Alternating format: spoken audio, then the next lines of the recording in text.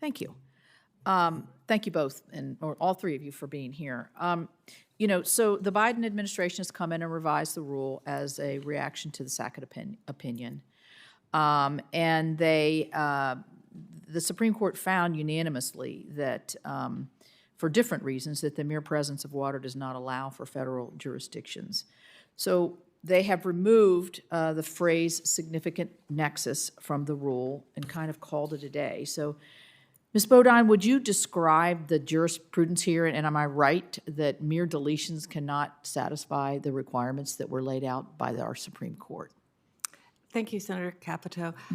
I'm concerned because, and I agree with you, and the reason is that when the Biden administration wrote their rule in January, knowing full well that the Sackett decision was pending, they hedged their bets, and so they wrote both on significant nexus and relatively permanent waters, but they didn't put the definitions of what they meant, going to Senator Carper's clarity point, they did not put it in rule language.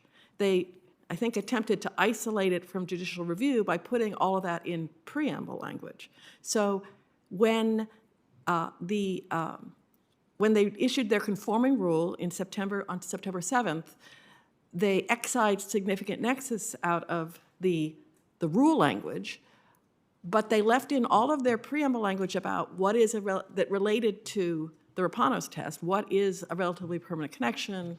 What does it mean to be relatively permanent? What is a continuous surface connection? All that's still there.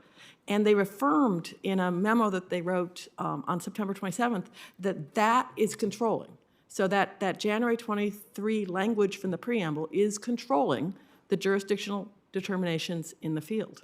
So I would say simplify there. What I'm hearing is that we're going to be back at court, and this is going to be back up to the Supreme Court the way that the administration has rewritten this rule. Would that be a safe statement? Yes, I agree with you. Okay. Let me ask you this. I talked about the rulemaking process, and that they kind of skirted a little bit the rules there in terms of public input, which is kind of ironic because in this committee, all we hear about is community input and how we need to make sure we're listening to community, which I believe is extremely valuable, and we should be doing that, and that's a big emphasis. But they didn't go through this. How is that going to hold up as we move forward legally here? I was very surprised they took that approach. There is an exemption in the Administrative Procedure Act saying that if comment is unnecessary, then you don't need to go through notice and comment. But the only time comment is unnecessary is if Congress took away all the discretion from the agencies. If there's any discretion, then you have to take notice and comment. And there certainly is, there are certainly questions that remain open based on the Sackett decision. In fact, there's a whole discussion about interstate waters in the Sackett decision that they didn't address at all. And then, of course, there's this whole issue of how they're going to implement it, which is in the preamble language.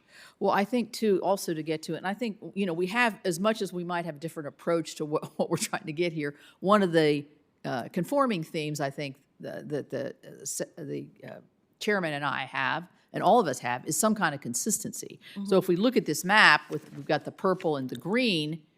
The purple is conforming to the 2015 rule. The green is to the new rule. I mean, how in the world are farmers or construction, anything, going to go forward trying to figure this maze of regulatory mishmash?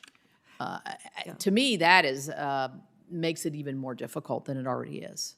I agree with you completely, and the reason is that the way they wrote the rule, again, not by creating definitions that could be challenged in court, but by essentially leaving everything to a case-by-case determination. And so those case-by-case determinations about how they're going to implement stuff on the ground, that is going to lead to inconsistency, and we have seen that before. There's a really interesting 2004 GAO report on how different core districts around the country took completely different interpretations, and we're going to be back to that. Yeah. And then just to simplify it in regular terms, the whole Sackett case was about a couple trying to build a house near a lake. I mean, so it is very granular. We're talking kind of big, bold definitions and how it's going to implement and everything.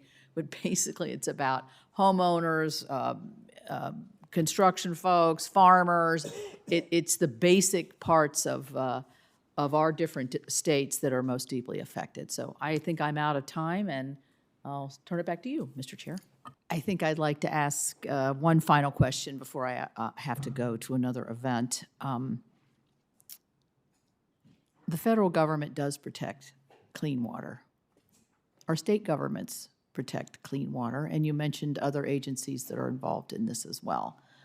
So, Ms. Bodine, could you kind of enumerate for me where the protections are? We are not eliminating or getting rid of any, protections of clean water here. We're actually asking an administration to heed the decision, in part a unanimous decision by our Supreme Court, and to adhere to the law as it was written 51 years ago, and then it has been amended to then. So could you just say, if somebody's listening to this, what are our water protections now and how they exist?